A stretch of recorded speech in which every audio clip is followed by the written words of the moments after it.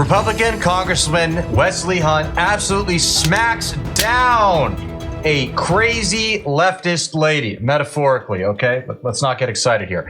No, but it is good, and I think you folks are going to like it, so we're going to get right into it. But first, do me a huge favor here. Like our video and share it around so we can keep bringing you guys this great hard-hitting content. And as always, Patriots, I am your host, Arian, and this is Resist the Mainstream.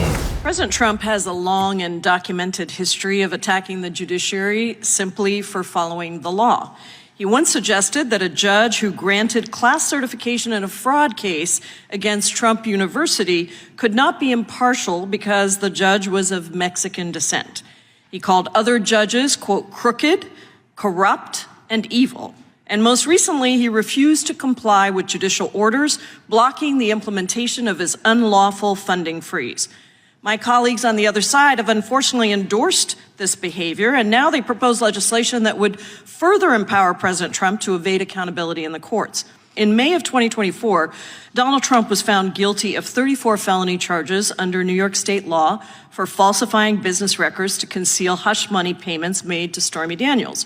Republicans believe that this prosecution was politically motivated and corrupt, but they seem to forget about the role of a citizen jury, which came to the ultimate unanimous conclusion of Donald Trump's guilt. And once again, to confirm, did the citizen jury, this genius system that you've described, unanimously conclude that Donald Trump was guilty of 34 felony charges? With respect to each of 34 charges. Each one. Protection against tyranny. That's really what we're talking about here, and I really appreciate your input, and I yield back, Mr. Chairman. Protection against tyranny. That is so rich. Now, as far as the whole jury of your peers thing goes, yeah, you know what? All of those people were infected with Trump derangement syndrome, TDS for short. So I don't really care what conclusion they came to, honestly. And people will sit there and wag their finger at you and try to shame you for suggesting that, you know, a jury can be unreliable. No, come on, give me a break. At the end of the day, these people very likely were Democrats, okay? Remember, these trials were in New York, or there were trials all over the place, but many of Trump's trials were in New York. You're really going to tell me that New York City is a fair and unbiased jury? Also, that whole concept is ridiculous, unbiased. Everyone is biased, but that's a whole different debate. At the end of the day, he who controls the flow of information controls the will of the people, and we all know the media is controlled by the establishment, very much of whom are leftists. Not all of them, but they are leftist spiritually. That is to be certain.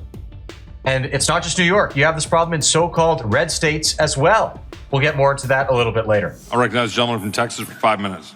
Mr. Chairman, the past few years, the left has used every weapon, including weaponizing the Department of Justice against President Trump. But of course, they didn't stop at the DOJ.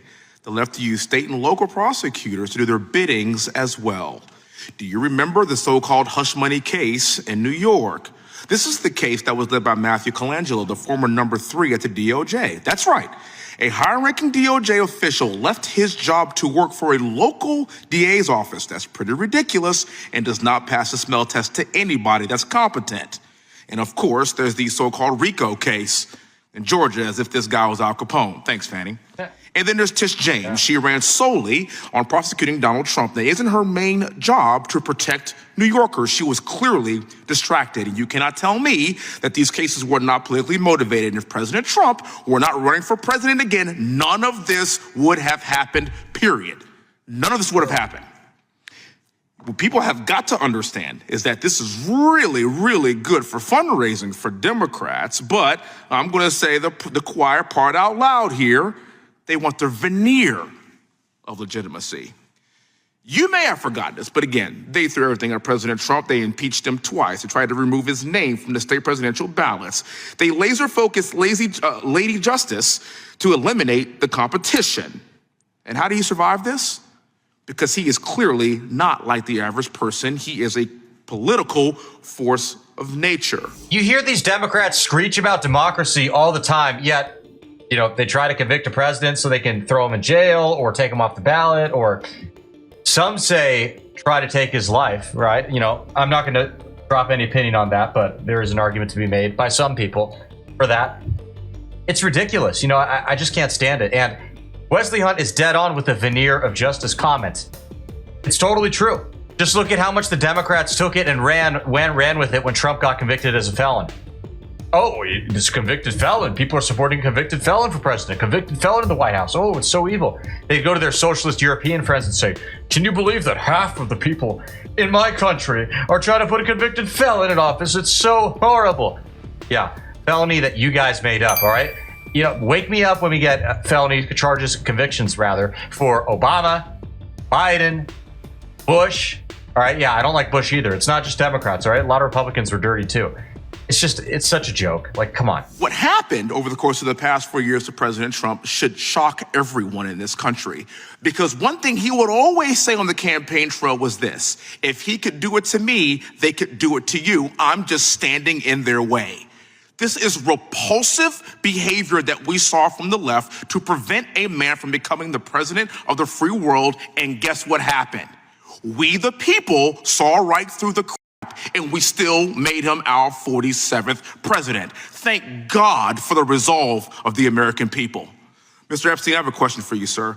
Thank you for your work to expose weaponization against President Trump. You referenced that the Alvin Bragg case was coordinated with Biden. And for those of us at home, can you walk us through this process and kind of how it happened? And can you explain how Biden and his fingerprints were all over this operation? Yeah, thank you, Congressman. So I wish we could tell you what the documents would reveal. That's still up in litigation. But what we did America First Legals, we obviously used a FOIA request to Main Justice to look for communications with the New York District Attorney's Office. And the response, consistent with what Attorney General Garland said to this committee, was that there were no responsive records. It goes without saying that Merrick Garland is obviously lying because that's all people of his ilk do. But they don't even necessarily have to coordinate for this to be true, that they're targeting people politically. Think about what Wesley Hunt said just now. If they can do it to Trump, they can do it to you too. Well, they can, and they already have in a lot of cases. I mean, have we all forgotten Daniel Perry? All right, he's the guy who shot Garrett Foster in what was quite obviously self-defense back during the summer of love of BLM back in 2020. What happened to him? Well, leftist Austin DA pressed charges, and then a jury of his peers, as they call it, convicted him of murder. Truly disgusting, all right? This guy had pointed an AK-47, the person who lost his life, Foster, pointed an AK-47 in Perry's direction, and then Perry, did what he had to do in self-defense, took off, reported to the police. What do? The leftist DA arrests him. And then a jury of his peers, as they call it, convicts him. Truly disgusting. He sat in prison for over a year until Greg Abbott pardoned him. It took Abbott that long. The governor of the great red free state of Texas took over a year to pardon this guy. He had to sit there and suffer for a crime that he obviously didn't commit. Guess what? His peers tried him and convicted him. They're leftists. They're lunatics. They're crazy. And they live in red states too. And so what we did is what any good investigative lawyer does, is you send a similar request to the district attorney's office in New York, the Manhattan DA, and you say, give us all communications with the Department of Justice. And while they didn't disclose those records, they said there's 36 responsive records, which suggests that, in fact, there were communications. Well. They communicated to prosecute Trump and persecute him politically. Shocker. Don't get me wrong. I get why they do these congressional hearings, but sometimes I watch them and I just think, yeah, haven't we all known this for years by now? I want to see people get held accountable. Where are the punishments? Probably never going to happen, but oh well, it is what it is. I'm just here for the ride. I can't change the world, not by myself anyways. So with that being said, thank you all for tuning in. We truly appreciate it. As always, folks, I want to hear your feedback, okay? Comment below. Let us know what you liked about the video, what kind of stuff you want to see in the future. And if you have not already, hit that subscribe button. And that way, we will be sure that we see you again soon. God bless.